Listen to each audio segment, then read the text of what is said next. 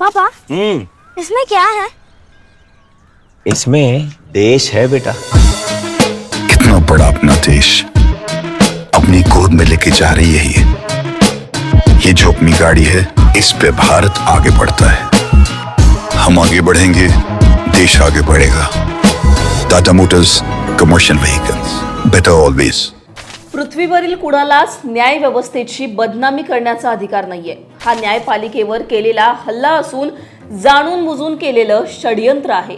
8वीच्या पुस्तकातील एका धड्यावरून supreme court एवढं का संतापलं? या पुस्तकात कोर्टातील भ्रष्टाचाराबद्दल असं काय लिहिलं होतं? सरन्यायाधीश सूर्यकांत यांनी NCERTला नेमकं कसं झापलं?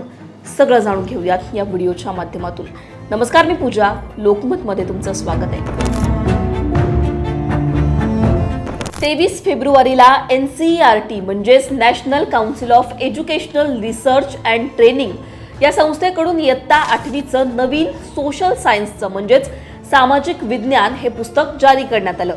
पुस्तकाचं नाव होतं exploring society India and beyond.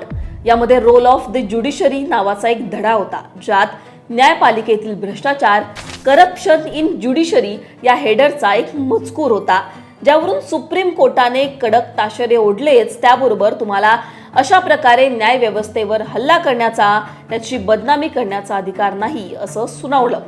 या मजकुरात असं काय लिहिलं होतं ज्यावरून सुप्रीम कोर्टाने NCERT या संस्थेला एवढं सुनावलं, तेच तुम्हाला आता सांगते। न्यायपालिकेतील भ्रष्टाचार या नावाने हा एक मजकूर होता, एक हेडर होता, ज्यामध्ये न्यायपालिकेतील भ्रष्टाचार, कोर्टातील पेंडिंग केसेस, न्यायाधीशांची कमतरता याबद्दल लिहिण्यात आलं होतं।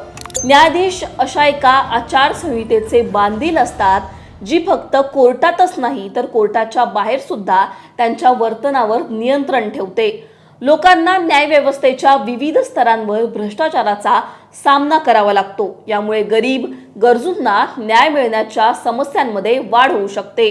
सुप्रीम कोर्टात 81,000, हायकोर्टात 62,40,000, जिल्हा आणि अधीनस्थ कोर्टांमध्ये 4,70,00,000 पेंडिंग केसेस आहेत।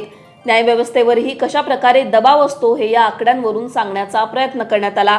माजी सरन्यायाधीश भूषण गवई यांच्या एका विधानाचा सुद्धा यावेळी हवाला देण्यात आला। जुलै 2025 मध्ये भूषण गवईंनी म्हटलं होतं, न्यायव्यवस्थेतील भ्रष्टाचार आणि गैरव्यवहारांच्या घटनांचा जनतेच्या विश्वासावर नकारात्मक परिणाम होतो। पारदर्शकता आणि जबाबदारी ही लोकशाही मूल्यांची महत्त्वाची वैशिष्ट्ये आहेत। पुस्तकातील हे काही महत्त्वाचे मुद्दे होते ज्यावरून सुप्रीम कोर्ट प्रचंड संतापलं। सुप्रीम कोर्टाने या प्रकाराची स्वतः दखल घेतली आणि सुनावणी घेतली। न्यायाधीश सूर्यकांत, न्यायमूर्ती जयमल्ल्या बागची, न्यायमूर्ती M पंचोली यांच्या खंडपीठाचा यामध्ये समावेश होता। सुनावणीवेळी सरन्यायाधीश सूर्यकांत नेमकं काय म्हणाले ते सुद्धा पहा। हा धडा म्हणजे न्याय व्यवस्थेवर पहिल्यांदा गोळी चालवण्यासारखं आहे। आज न्यायव्यवस्था माध्यमांमध्ये रक्तरंजित दिसून येतेय, जो की खूप गंभीर आणि चिंतेचा विषय आहे।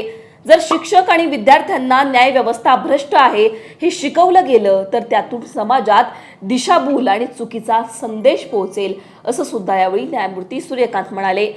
या प्रकारचा धडा पाठ्यपुस्तकात कसा घेतला, याची जबाबदारी कोणाची आहे याचं उत्तर द्या, असं सुद्धा सुप्रीम कोर्टाने बजावलं। या प्रकरणामध्ये कुठलीही नरमाई घेतली जाणार नाही, असं देखील सुप्रीम कोर्टाने यावेळी सांगितलं। हे एक विचार करून केलेलं षडयंत्र आहे। सर्व शिक्षकांना सांगितलं जाईल भारतीय न्यायव्यवस्था भ्रष्ट आहे आणि खटले दीर्घकाळ प्रलंबित आहेत। त्यानंतर हीच गोष्ट विद्यार्थ्यांपर्यंत पोहोचवली जाईल, त्यानंतर आई वडिलांपर्यंत पोहोचेल। हे सर्व विचार करून केलं गेलेलं षडयंत्र आहे, असं सुद्धा यावेळी सरन्यायाधीशांनी कडक शब्दांमध्ये म्हटलं। सुप्रीम कोर्टाच्या या आक्रमक भूमिकेनंतर अखेर NCERTला एक प्रेस नोट जारी करावी लागली आणि माफी मागावी लागली। NCERTने नेमकं काय स्पष्टीकरण दिलं ते सुद्धा बघा।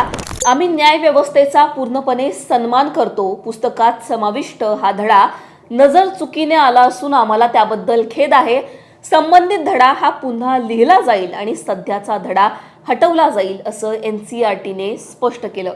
एकूणच अशा प्रकारे 8वीच्या पाठ्यपुस्तकामध्ये एक धडा येतो, ज्यामध्ये कशा प्रकारे न्यायपालिकेमध्ये भ्रष्टाचार चालतो या संदर्भात भाष्य केलं जातं आणि अखेर सुप्रीम कोर्टालाच या धड्याची दखल घ्यावी लागते आणि सुप्रीम कोर्ट कडक शब्दांमध्ये ताशेरे ओरडतो. अखेर NCERTने या संदर्भात माफी मागितलेली आहे आणि हा मजकूर आम्ही हटवू असं सुद्धा सांगितलं आहे. पण एकूणच सुप्रीम कोर्टाच्या या कडक भूमिकेनंतर या सगळ्या प्रकरणाची सगळीकडे चर्चा रंगली होती. तुम्हाला याबद्दल काय वाटतं? तुमची याबद्दलची नेमकी काय मतं आहेत हे कमेंटमध्ये सांगा. लोकमतला सबस्क्राईब केलं नसेल तर सबस्क्राईब करायला विसरू नका. हा व्हिडिओ पाहिल्याबद्दल धन्यवाद.